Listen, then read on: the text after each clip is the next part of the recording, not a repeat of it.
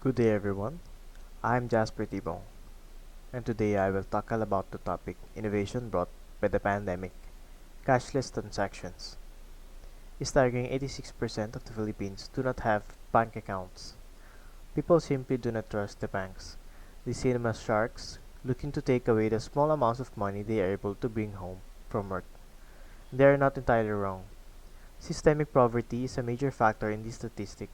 If you do not have much in the very first place, depositing it in a bank account seems foolish. Why pay bank fees to take care of money that you're spending on a day-to-day basis anyway?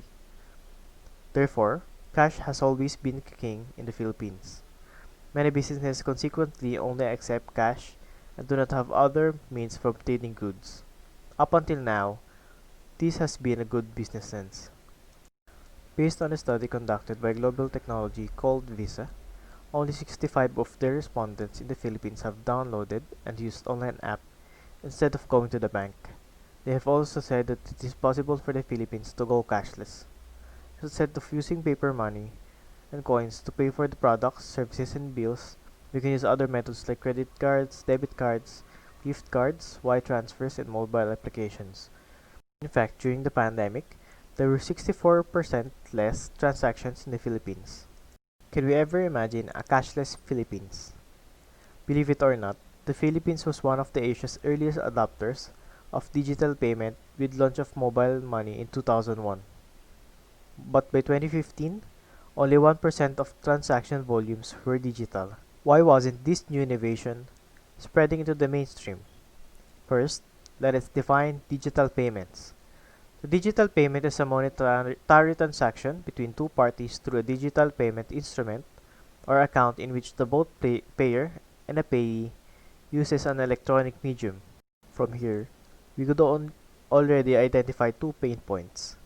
Only one in the Filipinos own a bank account or a digital wallet, and low connectivity, especially in poorer or more remote parts of the Philippines.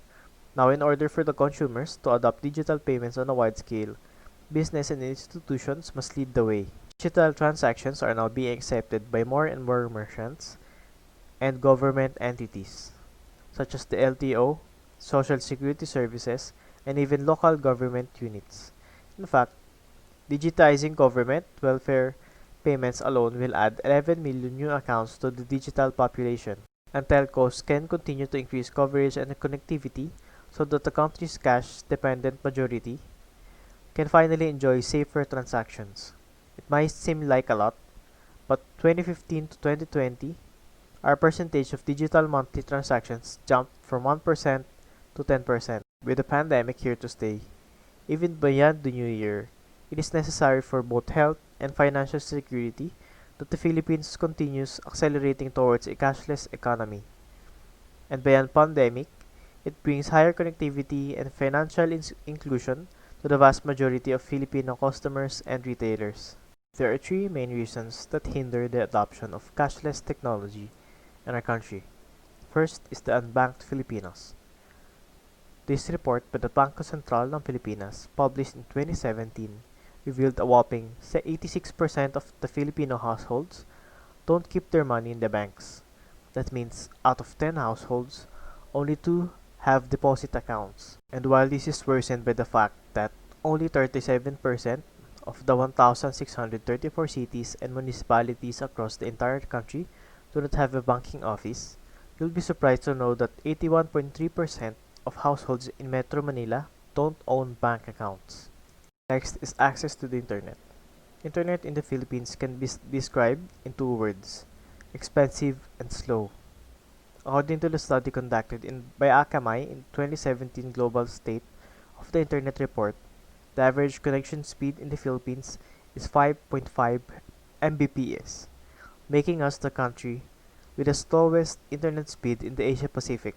And it's not only slow, it's also expensive. On a monthly average, we pay a lot more compared to the folks living in Hong Kong and Singapore, and yet the speeds they have are more than triple of what we have here.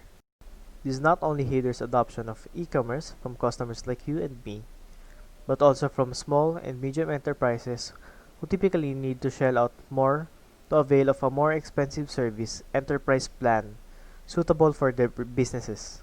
And lastly, the EMV technology latecomer. If you ever notice those SIM card looking chips in your ATM or credit cards, that is called EMV. Named after its founders, Europay, MasterCard, Visa, EMV technology also offers enhanced security and wider international usability for your cards and allows secure payments through mobile. When I think about it, perhaps a big reason why Filipinos are hesitant to embrace these technologies is our lack of trust over digital systems. This is aggravated by the news showing reports of theft in ATM terminals and phishing websites. I wonder if EMV was adopted earlier, would have there been reduced instances of theft leading to a better adoption for our countrymen? And after all, other countries started using EMV technology almost a decade ago. So these are the benefits of going cashless. The 2016 Consumer Payers Attitudes Survey conducted at Visa revealed that 6 out of 10 Filipino customers are open to contactless payment methods. Clearly, the demand is here. The rise of e-commerce like Lazada, Shopee, Carousel, Zalora, and pioneers like Metrodeal and Cash Pinoy prove that Filipinos are reluctant towards e-commerce and are slowly dwindling, and it's only a matter of time before we realize the full potential of it when we switch to digital and cashless payments. What are the benefits, you ask? Convenience. Forget long lines when paying bills. Expect smoother and faster transaction that completes in just seconds. Do you need to send or receive money? No need to visit the nearest bank or remittance outlet. Think of all the hours that everyone can save. Precious hours that can be spent on more important stuff. It's costly to you, me, and the economy. Safety. We can completely bypass the risks brought about by bringing in cash and utilize cashless payment methods for our purchases. What prevents us from getting a piece of the action? Credit cards. Most of the popular online stores require that you use credit cards or PayPal as a method of payments, and it's not only international purchases that require them. Locally, hundreds of products and services can be only availed through the use of cards. In 2016, only 9% of transactions were made through debit and credit cards in the Philippines, which clearly shows that we are way behind. The good news is, through the use of digital and cashless technology, we can avail of these services and merchandise without the need to secure a credit card.